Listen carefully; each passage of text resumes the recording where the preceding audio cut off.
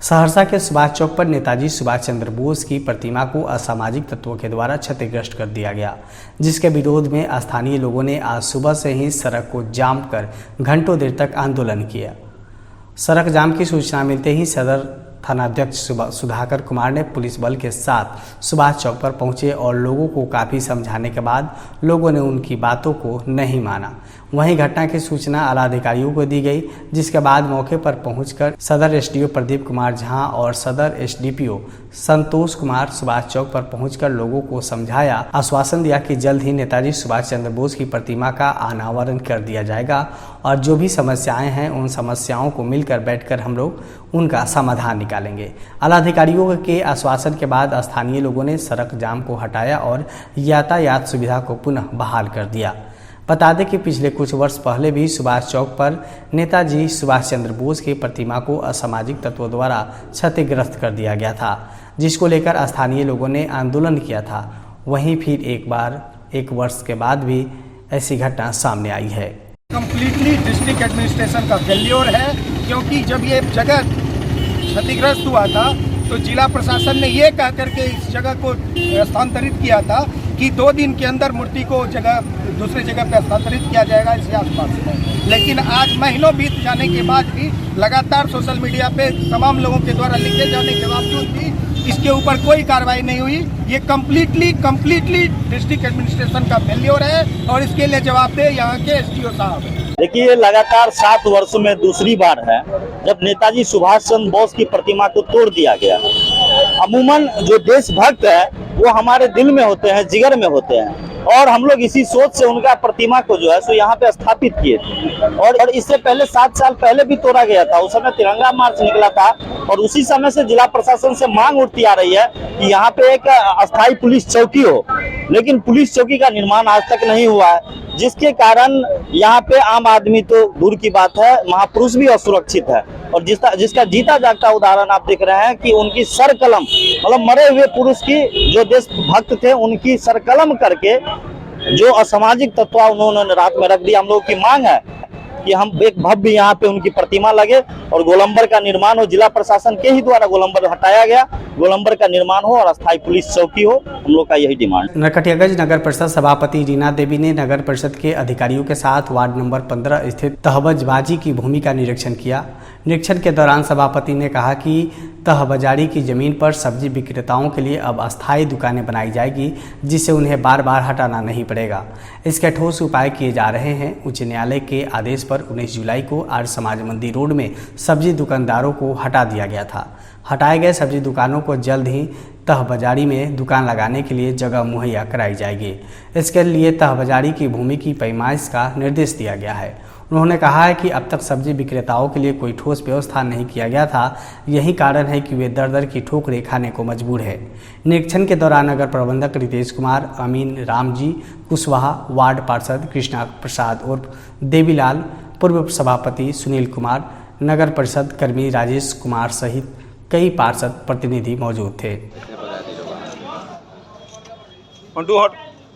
नरकटियागंज में बीते 17 जुलाई को नौतनवा में भूमि विवाद में जमकर गोलीबारी हुई थी। इस दौरान गोली लगने से घायल नौतनवा निवासी इलियास आलम की इलाज के दौरान आज पटना में मौत हो गई।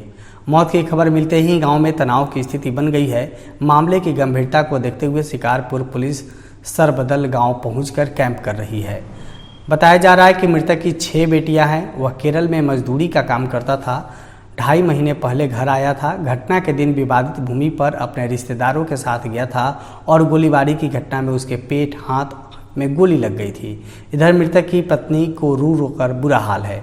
डीएसपी कुंदन कुमार ने बताया है कि पुलिस गांव में कैंप कर रही है। मामले में अब तक 5 लोगों को गिरफ्तार कर लिया गया है। अन्य अभियुक्तों की गिरफ्तारी के लिए छापेमारी की जा रही है। अब हमारे 6 गो बाल बच्चा वाले, अभी बाल बच्चा के हमारा के कमा के खियाई, के इंसाफ दिलाई। अब तहनी बता रहे के नहीं कमाए के ऐसा नहीं और बाड़ी के आओ तले उनकर शादी बियाह, इनकर शादी बियाह के आज हमार लड़का मर गई। 5 गो 6 गो लड़का बड़ सोकरा ओकरी कमा के केहू खिए वाला नहीं खे, खत्म हो गए, सब बर्बाद हो गए। प्रशासन से का मांग बा? प्रशासन से हमरा ये मांग बा जे हमारा इंसाफ चाहिए। हाँ, इंसाफ हमरा चाहिए प्रशासन से। बोलेरो में जब बंदूक लाद के गई तो बंदूक वहाँ से गाड़ी में सहनवाज जो रहल है गाड़ी वह चलते उनका। मुंगेर जिले के टेटिया बम्बर प्रखंड अंतर्गत जगन्नाथ उच्च विद्यालय के प्रधानाध्यापक की मनमानी के विरोध में अभिभावकों ने आक्रोश जुलूस निकाला है। विद्यालय में पढ़ने वाले छात्रों अभिभावकों ने जुलूस के दौरान प्रधानाध्यापक के विरुद्ध जमकर नारेबाजी की। साथ ही प्रधानाध्यापक पर अवैध वसूली का आरोप लगाते हुए जांच कराने की मांग किया है। गौरतलब हो कि 4 दिन पहले नामांकन में अधिक पैसा लेने की शिकायत पर डीईओ अश्विनी कुमार ने जगन्नाथ उच्च विद्यालय का औचक निरीक्षण किया था, जिसमें छात्र छात्राओं और विद्यालय के प्रधान लिपिक द्वारा नामांकन पंजीकरण पंजी को प्रधानाध्यापक द्वारा घर में रखने की शिकायत डीईओ से ली गई थी। आरोप सही पाने पर स्पष्टीकरण पूछने की बात बोलकर डीईओ विद्यालय से चले गए थे। वहीं छात्र छात्राओं ने डीईओ को बताया है कि प्रधानाध्यापक अधिक राशि वसूल करते हैं और कहते हैं मेरा कोई कुछ बिगाड़ नहीं पाएगा, जिस पर डीईओ ने विभागीय कार्रवाई के लिए लिखे जाने की बात बताई गई, लेकिन 4 दिनों के बाद भी स्पष्टीकरण नहीं निकाला। उसी आक्रोश को लेकर अभिभावकों ने प्रधानाध्यापक को निलंबित किए जाने के साथ ही उनकी गिरफ्तारी की मांग करते हुए आक्रोश प्रदर्शन किया है। तो 300 रुपया बढ़ा के देता है, 1500 रुपया और स्लिप देता है, और जब भी कुछ मांगने के लिए जाता है तो बोलते क्या आपको पैसा चाहिए, इतना बढ़ा के दो। सीआईसी मांगने के लिए गए और पैसा मांगे 300 रुपया, 15 रुपया मांगे। मुंगेर में श्रम संसाधन विभाग द्वारा 2 दिवसीय नियोजन सह व्यावसायिक मार्गदर्शन मेला 2023 का आयोजन किया गया, जिसका उद्घाटन मुंगेर जिलाधिकारी ने दीप प्रज्वलित कर किया। नियोजन मेला में निजी क्षेत्र के 30 कंपनियों ने अपनी सहभागिता दर्ज कराई, जो जिले के अलग अलग क्षेत्रों के कुल मिलाकर 3089 अभ्यर्थियों को रोजगार दिलाएगी।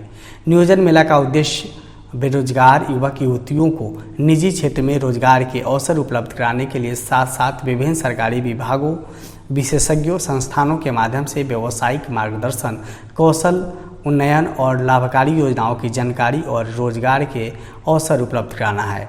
इसके पूर्व वर्ष 2022 से 23 में कुल 1580 अभ्यर्थियों को नियोजन द्वारा नियोजन मेले में रोजगार देने के लिए चयन किया गया था। इस नियोजन मेला में कुल 3089 आवेदकों को रोजगार प्रदान करने का लक्ष्य रखा गया है। करीब हम लोगों ने 2000 से ऊपर रोजगार विभिन्न कंपनियों में हम लोगों ने उपलब्ध कराया और विगत 2 सालों में इस जिले में प्रत्यक्ष या अप्रत्यक्ष रूप से उद्योग के माध्यम से, विभिन्न प्राइवेट एजेंसियों के माध्यम से या पब्लिक सेक्टर के माध्यम से 5000 से ऊपर युवक युवतियों को हम लोगों ने रोजगार दिया है। और जिन लोगों ने मुख्यमंत्री उद्यमी योजना या अन्य स्कीम के माध्यम से पैसा लेकर अपना स्वरोजगार प्रारंभ किया है, वो काफ़ी अच्छी स्थिति में। शिवहर में मुहर्रम पर्व को लेकर विधि व्यवस्था और शांति व्यवस्था बनाए रखने के उद्देश्य से आज अनुमंडल पदाधिकारी की अध्यक्षता में शांति समिति का आयोजन किया गया। गांधी भवन में अनुमंडल स्तरीय शांति समिति की बैठक में अनुमंडल पदाधिकारी द्वारा बताया गया कि मुहर्रम के अवसर पर विधि व्यवस्था और शांति व्यवस्था बनाए रखने के लिए सभी आवश्यक तैयारी पूरी कर ली गई है। सभी संवेदनशील स्थानों पर दंडाधिकारी और पुलिस बल की प्रतिनियुक्ति की जा रही है। मुहर्रम के अवसर पर निकालने वाले ताजिया जुलूस के लिए लाइसेंस लेना अनिवार्य है। डीजे के उपयोग पर पूर्ण प्रतिबंध रहेगा। अनुमंडल पुलिस पदाधिकारी ने बताया कि पुलिस द्वारा सांप्रदायिक सौहार्द बिगाड़ने वाले लोगों पर कड़ी निगरानी रखी जाएगी और आवश्यकता अनुसार उनके विरुद्ध कार्रवाई की जाएगी। बैठक में कार्यपालक दंडाधिकारी, सभी प्रखंड विकास पदाधिकारी, अंचल अधिकारी, थाना अध्यक्ष सहित जीप सदस्य, मुखिया और शांति समिति के सदस्य उपस्थित थे। सहरसा में एम्स निर्माण को लेकर आंदोलन का शंखनाद हो चुका है। राज्य सरकार और केंद्र सरकार से विगत 8 वर्षों से एम्स अस्पताल वापस करने की मांग को लेकर संघर्ष कर रहे हैं। उक्त बातें एम्स निर्माण संघर्ष समिति के अध्यक्ष विनोद कुमार झा, संरक्षक प्रवीण आनंद, कांग्रेस के वरिष्ठ नेता गुनेश्वर सिंह और समाजसेवी सह कार्यक्रम प्रभारी दिग्विजय सिंह ने प्रेस वार्ता को संबोधित करते हुए कहा कि मांग को लेकर सहरसा में बंद कर आह्वान किया गया है, जो कि ऐतिहासिक बंदी होगी। सहरसा नदी के ऐतिहासिक बनाने के लिए सर्वदलीय प्रखंड स्तरीय सभा हो रही है, जिसकी अगुवाई पूर्व सांसद आनंद मोहन कर रहे हैं।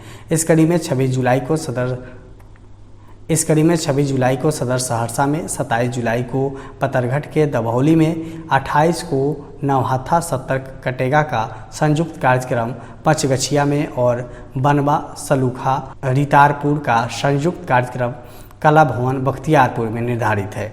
30 जुलाई को व्यवसायियों के साथ पदयात्रा और शाम में मशाल जुलूस निकाला जाएगा। 31 जुलाई को 8 बजे से सर्वदलीय बंदी का आयोजन किया जाएगा। सर्वदलीय नदी में सभी नेता अपने कार्यकर्ता के साथ जिला मुख्यालय और आयुक्त कार्यालय के गेट पर शांतिपूर्ण धरना देंगे और उनको कोई लेना देना नहीं।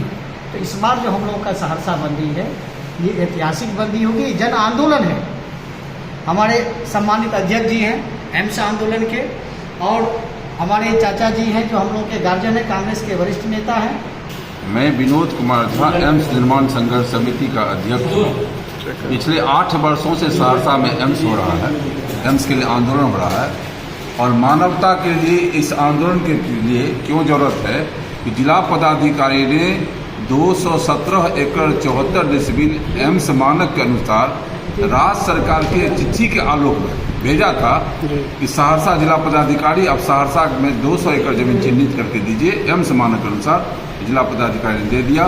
2017 के बाद आज तक उस चिट्ठी का इंटरटेन नहीं हुआ, न एक्सेप्ट किया गया, न रिजेक्ट किया गया, बल्कि सहरसा की जमीन को फाड़ने का काम किया जा रहा है, जिसको सहरसा वासी अब बर्दाश्त करने के लायक नहीं रहे। पूर्व सीएम जीतन राम मांझी ने सुपौल सर्किट हाउस में कार्यकर्ताओं से मुलाकात की। मौके पर मीडिया को बताया कि बिहार सरकार द्वारा मंत्रिमंडल के विस्तार में देरी से लगता है, कहीं न कहीं अड़चन है। कहा कि जब संतोष सुमन ने इस्तीफा दिया तो नीतीश कुमार ने अगले ही दिन मंत्री पद दूसरे को दे दिया, लेकिन जब मंत्रिमंडल विस्तार की बात आई तो कभी लालू जी से मिलते हैं तो कभी विजय चौधरी से। लगता है कहीं कोई अड़चन और मुसीबत है। कहा कि जब तक सरकार में अस्थायी नहीं होगा वहां की जनता खुश नहीं रहेगी। त्रिपुरा में हुए घटना को जिक्र तो करते हैं, लेकिन बेगूसराय की घटना पर कुछ नहीं बोलते। किसी भी जगह की स्त्री क्यों न हो, उनकी सुरक्षा सरकार की जिम्मेवारी है। कहीं भी इस तरह की घटना हो रही हो, इसकी ओर घोर निंदा करते हैं। उन्होंने कहा कि बिहार में मंत्रिमंडल का विस्तार होना चाहिए, लेकिन इनमें फूट हो गया है।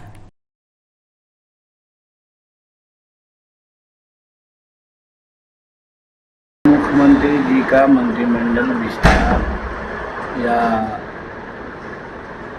और मंत्रिमंडल के संबंध में विचार करने का जो काम है, उनका अपना क्षेत्राधिकार है। कब करेंगे, कैसे करेंगे, किनको देंगे, ये सब उनकी बात है। उस संबंध में हम लोग नहीं कुछ कर सकते। ये बात जरूर है कि जब संतोष कुमार सुमन जी किए इस्तीफा, एक दिन के अंदर ही किसी दूसरे को उन्होंने बना दिया मंत्री। लेकिन ये मंत्रिमंडल का विस्तार में इतना समय लगा रहे हैं। कभी लालू जी के यहाँ मिलते हैं, कभी विजय जी के यहाँ मिलते हैं। लगता है कहीं न कहीं जरूर उनके सामने अड़चन है, मुसीबत है, और इससे वो पार पाना चाहते हैं। इसीलिए कुछ इधर की बात, कुछ उधर की बात कर रहे हैं। पूर्वी चंपारण जिले के संग्रामपुर में आशा संयुक्त संघर्ष मोर्चा के आह्वान पर आज कार्यकर्ताओं की अनिश्चितकालीन हड़ताल आज 15वें दिन भी जारी रही। इस दौरान ओपीडी का भी ताला नहीं खोला गया और मरीज परेशान दिखे। बता दें कि 12 जुलाई से अपनी 9 सूत्री मांगों को लेकर आशा कार्यकर्ताओं के द्वारा अनिश्चितकालीन हड़ताल की शुरुआत की गई थी। इस दौरान कार्यकर्ताओं ने ओपीडी में ताला लगा दिया था, जिसके कारण अस्पताल आने वाले मरीजों को काफ़ी परेशानियों का सामना करना पड़ता है। आशा संघ के अध्यक्ष संजू पांडे का कहना है कि जब तक सरकार के द्वारा हमारी मांगों पर विचार नहीं किया जाता है, तब तक अनिश्चितकालीन हड़ताल जारी रहेगा। इधर ओपीडी में ताला बंद होने के कारण झोला छाप डॉक्टरों की चांदी कट रही है। मजबूरन होकर मरीज झोले छाप डॉक्टरों के पास पहुंच रहे हैं, जबकि झोला छाप डॉक्टर इलाज के नाम पर मरीजों का जेब काटने में लगे हुए हैं। नरकटियागंज के अनुमंडल अस्पताल में अचानक नगर परिषद सभापति रीना देवी और उपसभापति पूनम देवी ने औचक निरीक्षण करने पहुंचे। निरीक्षण से अस्पताल में हड़कंप मच गया। अस्पताल उपाधीक्षक प्रशांत कुमार के साथ सभापति और उपसभापति ने लेबर रूम, दीदी की रसोई, इमरजेंसी वार्ड सहित अन्य कई विभागों का जायजा लिया। वहीं ज़्यादा आवाज़ कर रहे जनरेटर के साउंड सुनकर वह दंग रह गई।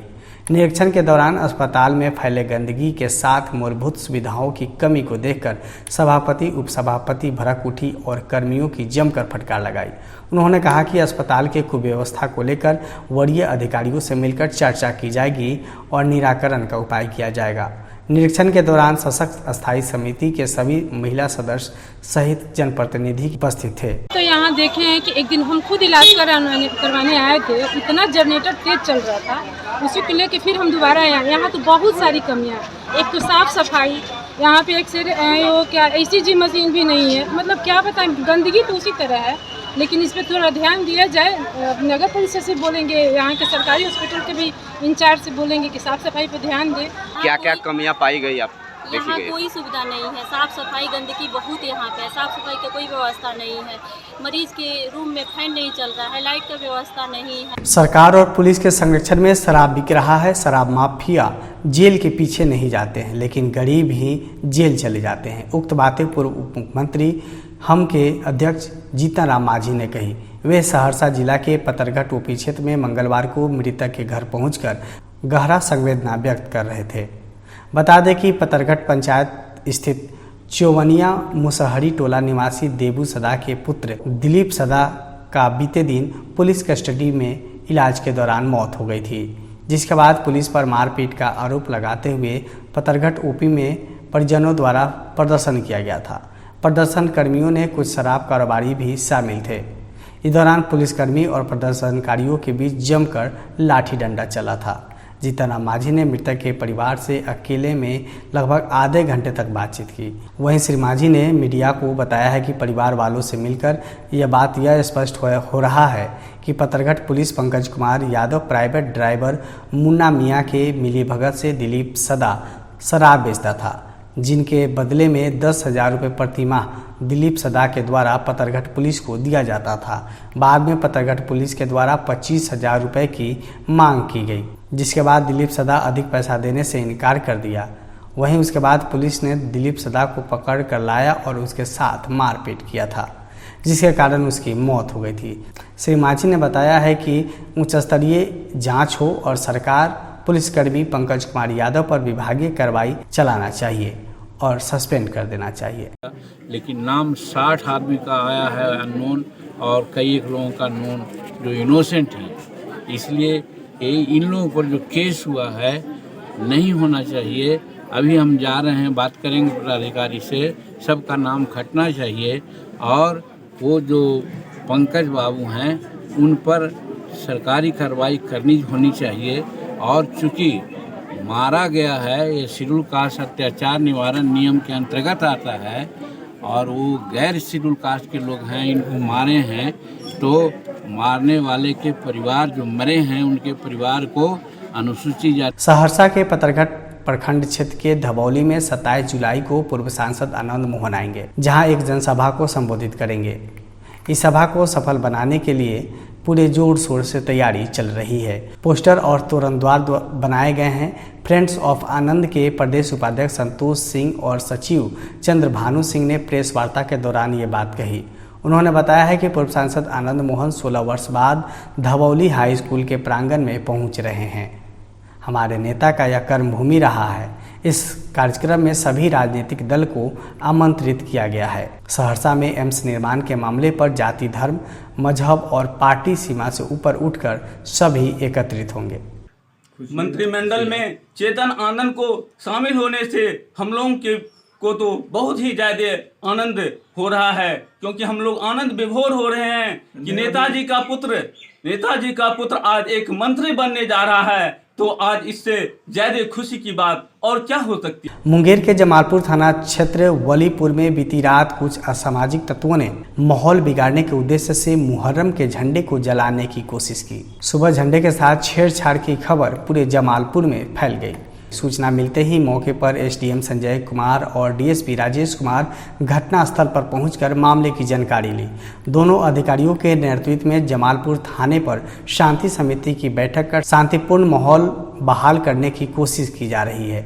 एसडीएम और डीएसपी ने बताया है कि बीती रात मुहर्रम में आपसी सौहार्द बिगाड़ने के उद्देश्य से मुस्लिम के धार्मिक प्रतीक झंडे को क्षतिग्रस्त करने की कोशिश की गई। हम लोगों ने टेक्निकल रूप से इसमें शामिल आरोपी की पहचान कर ली है। गिरफ्तारी के लिए छापेमारी की जा रही है। मुस्लिम समुदाय की मांग को लेकर पदाधिकारियों के द्वारा आश्वासन दिया गया कि उन्हें उन लोगों को अपील करते हुए कहा गया कि अफवाह पर ध्यान न दें, शांतिपूर्ण तरीके से पर्व मनाएं। प्रतीक होता है उसको जलाने का प्रयास किया गया है, परंतु मैं आप लोगों के जरिए बता देना चाह रहा हूं कि जिन्होंने इस तरह के कृत्य किया है वो वक्त से नहीं जाएंगे। सीसीटीवी फुटेज को खंगाला जा रहा है, साक्ष्य जुटाया जाएगा और साक्ष्य के अकॉर्डिंगली उस व्यक्ति की गिरफ्तारी होगी और उस पर कड़ी से कड़ी कार्रवाई होगी, क्योंकि जो समाज में शांति व्यवस्था बनी हुई है उसको भंग करने का किसी को अधिकार नहीं है। कानून को अपने हाथ में लेने का किसी को अधिकार नहीं है। तो आपको तो मालूम ही है कि जो इन लोगों का था वहाँ पे कुछ असामाजिक तत्वों ने धार्मिक सौहार्द बिगाड़ने की कोशिश की है और हम लोगों ने तकनीकी अनुसंधान करते हुए उस आदमी को आइडेंटिफाई कर लिया है और उनके अगेंस्ट में स्ट्रिंजेंट एक्शंस, लीगल एक्शंस लिया जाएगा। आज के लिए रियल न्यूज़ बिहार में बस इतना ही। देखते रहिए रियल न्यूज़ बिहार। नमस्कार। खबरों की फास्ट ट्रेन में हो जाइए सवार।